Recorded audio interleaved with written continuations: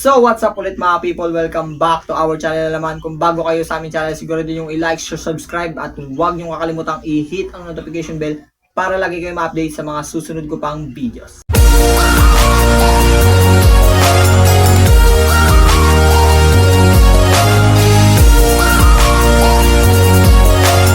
So, panibagong araw na naman to mga ka-people, no? Kung nakita nyo sa aking harapan, ito ay isang kahon ng Tecno Spark 20 Pro, no? So, mag-unboxing tayo kung sulit nga ba ang inyong 8999 na presyo dito sa cellphone na to. So, let's check it out. So, ayan, focus na tayo dito sa ating unit na Tecno Spark 20 Pro. So, bubuksan na natin to at para malaman na natin ang nilalaman nitong kahon. So, syempre, ang unang bubungad sa atin ang kanyang unit na Tecno Spark 20 Pro. Andito na rin pala yung kanyang mga spec na naka-indicate dito sa kanyang plastic, no? Kung makikita nyo mga ka-people. So, ayan, mamaya natin yan i-review. Unahin muna natin tong nilalaman ng kahon. Syempre, pag tinanggal ang takip, unang makikita natin ang kanyang warranty. Meron siyang 12 months plus 1 month na warranty. So, hindi na kayo mag-worry kung masiraan man kayo. Within 1 year, meron pa kayong 1 buwan na palugit. So, ang susunod naman natin ay ang kanyang clear jelly case, no? Kung makikita nyo mga ka-people, no? Napakaganda ng kanyang clear jelly case, no?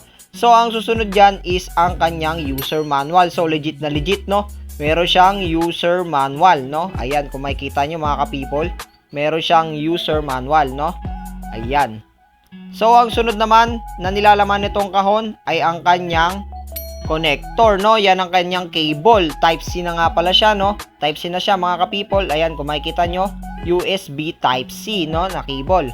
So, ayan, makikita nyo mga ka-people, no? Ayan, napakaganda ang kapal ng kanyang cord, no? So, ayan, ang makikita naman natin dito is ang kanyang ejector pin, no? Ayan, meron siyang ejector pin na kasama. Syempre, hindi yan mawawala, no, mga ka-people.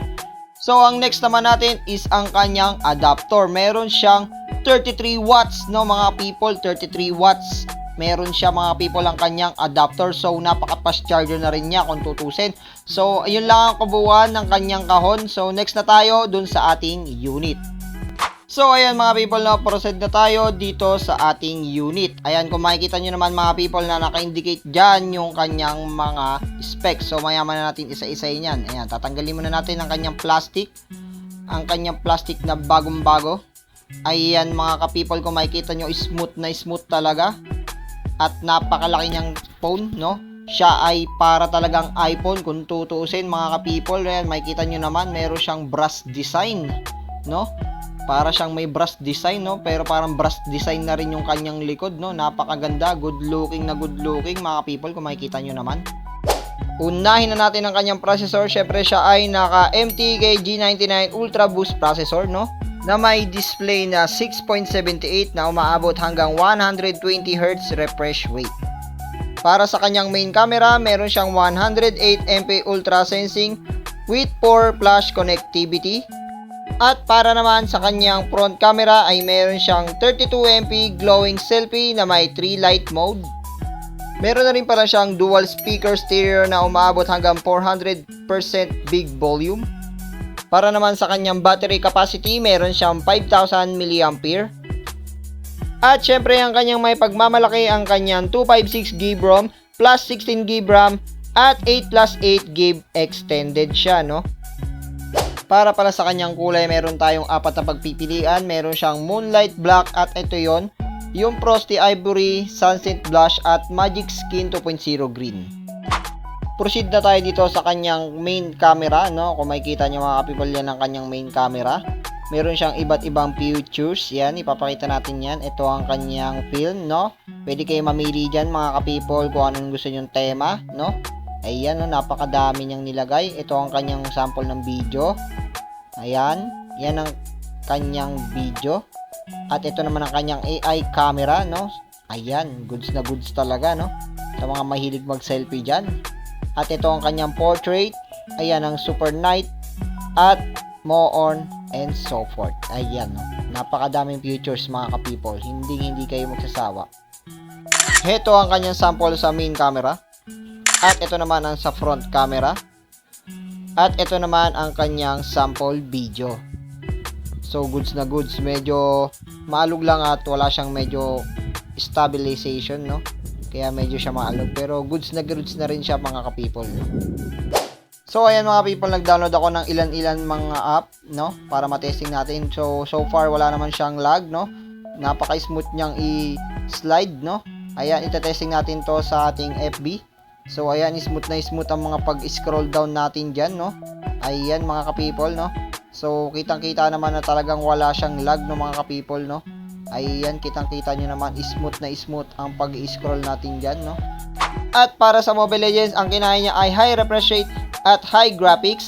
So hindi niya kinaya ang super high refresh rate at ultra graphics, no mga ka-people. Pero kahit naman, kayang-kaya niya pa rin may pagsabayan dito sa larong ito. So nakikita niyo naman mga ka-people, wala tayong nararamdaman diyan na lag na kahit konti, no. So ayan mga people, kitang-kita niyo naman, tipi-tipi pa tayo diyan. At ito na nga mga people, makikita nyo sa inyong harapan ang kanyang sensor, no? Ang kanyang fingerprint sensor, nakasama na rin ang kanyang button, no? Na kaya easy na lang tayo mag-open ng cellphone. Katabi nito ay ang kanyang volume button, no? Kitang-kita nyo naman mga people, ayan, no? Ang kanyang volume at ang kanyang power button. Sa ibaba is makikita nyo ang kanyang speaker, ang saksakan ng USB Type-C, ang mic at ang headphone jack, no? Kitang-kita nyo naman mga ka-people. Sa ibabaw is makikita nyo ang kanyang isa pang speaker, no? Na maabot nga ng 400% big volume, no? So napakalakas ng tunog ng cellphone na to. So sa right side is makikita nyo ang kanyang lagayan ng SIM, no? Ayan ang kanyang lagayan ng SIM, no? Pwede na siyang lagyan ng nano SIM, no? At meron siyang extendable na memory card. So sa likod, ayan, makikita mo ang kanyang matte design, no? So ayan, iPhone looking na cellphone talaga, no? So good na good talaga, no mga people. So ano pa inaantay nyo mga people? So hanggang dito lang tayo mga people, nalaman na natin ang kabuuang spec nitong Tecno Spark 20 Pro. So hanggang dito lang tayo mga people, no? Stay tuned tayo sa mga susunod pa nating unboxing. So tatakpan ko na ang camera in 3, 2, 1. Thank you mga people, stay tuned.